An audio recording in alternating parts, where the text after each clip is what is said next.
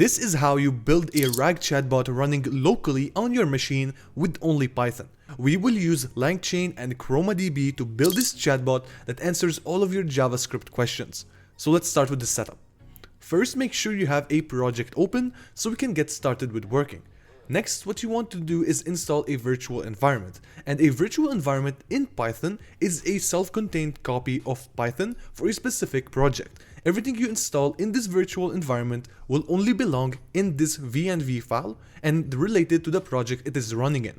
Once you finish, you want to activate this virtual environment that we named it .venv using this command. And when you're finished with it, always deactivate. But keep it on for now, because next we need to choose the interpreter to use, which we wanted to use the Python from our VENV file. So press on Ctrl Shift plus P, press on Select Interpreter, then copy the path of the .env and paste the path there.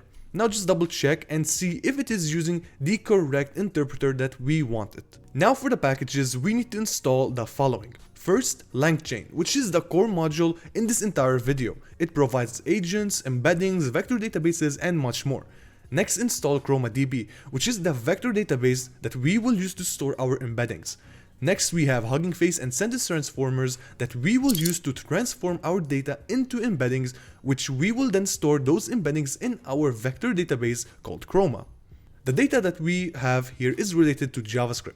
You can see here each entry has a title, ID, and content, and what will be embedded is the content part. Embeddings are numbers that represent meaning. We convert our text to embeddings like this. These are called vectors, which we will store them in our vector database called Chroma. Now we are in the part of embedding our data that we have in our JSON file. First, what I'm going to do is load my JSON file, loop into it and extract each entry and store the content section of each entry inside this variable. Now what we need to do is turn it into a type called document, which is what will be fed to Chroma, and it contains what to embed and the metadata. Let's see.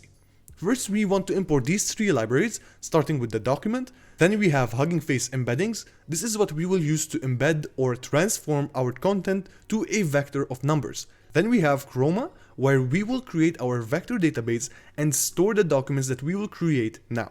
Inside the loop, create a variable called doc, and inside it, we will create a document that contains the page content, which contains what to embed, which is the content of each entry.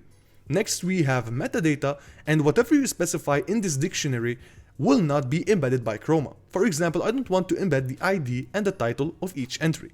Then append the doc into the documents list.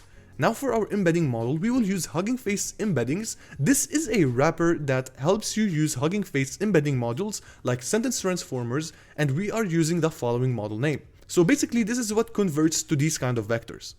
Now let's create our Chroma database.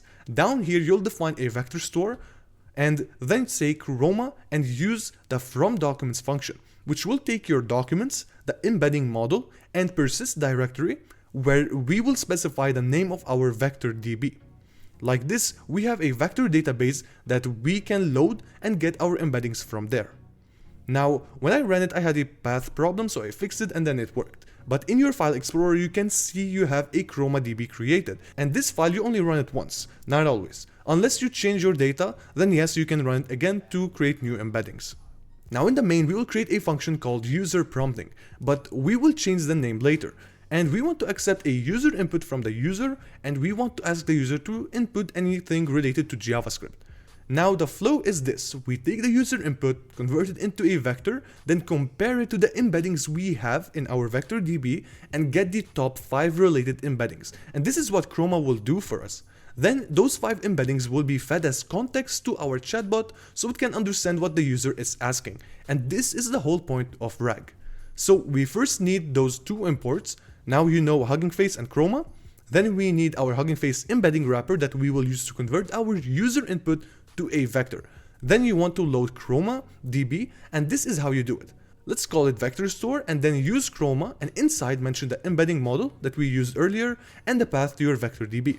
Now inside the function, we will use the vector store and call a similarity search function that will take the input of the user and k equal to 5, or anything, not just 5, which means we want it to return the top 5 related context to the user's prompt. And let's store them inside a variable. Now let's see what we get. So I ask what is let in JavaScript, and you get a list of documents that are closely related to what you asked. And you can see that the page content contains the content that we will feed the model as context to understand what the user is asking. Back in the code, I will create a context variable that will be a list that will store the page content of the related context we got, and I will do it in just one line. For our chatbot, we will use a free LLM called Groq, where you can create and use a free API key.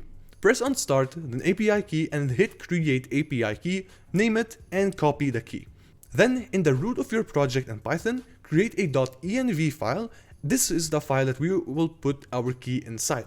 Then we will name it Groq API key, and make sure you write it this way since it allows LangChain to find your API key easily in the .env file. Now what we need is a module called python.env, so make sure you install it using pip.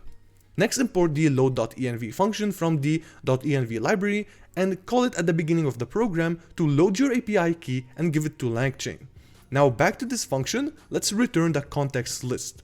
And let's create a new function called generateResponse, which is where we will put our user input there and where we will get a response from our chatbot. Now let's rename this function into user prompt embedding, since it will embed the user prompt and offer us the top 5 contexts related to the user prompt. Now create a prompt to give it to the model. It will be something simple. For example, you're a helpful JavaScript assistant. You will be provided with context and use them to understand what the user wants. But it is important for you to specify the context and the user prompt. Now to develop the chat model, we need to import init chat model from the chat model library in LangChain. It is used to connect your code to an API model, and you specify the model you want. In our case, the provider is Groq, and the model is the following. You can go to the playground section and check the other models they have. Now after that, we go to our function and use the chat model we have to call the invoke function and provide the prompt to it. This will call our model, feed it the prompt, and give us back the response, which we can print it using response.content. Now before we try it out, make sure you install LangChain Groq, since we are using Groq, and if you're using, for example, OpenAI, you'll say instead pip install LangChain OpenAI. And to try it, let's give it a question like what is a function in JavaScript, and it will answer us and also give us a code example. So this is a basic RAG chatbot that we have developed. You want to take it to the next level, add a chat history on it and give for each user its own chat history. And if you want to see how we did the RAG manually, check out this video, or if you like Claude Code, check out how we built this amazing NFT website in 4 minutes.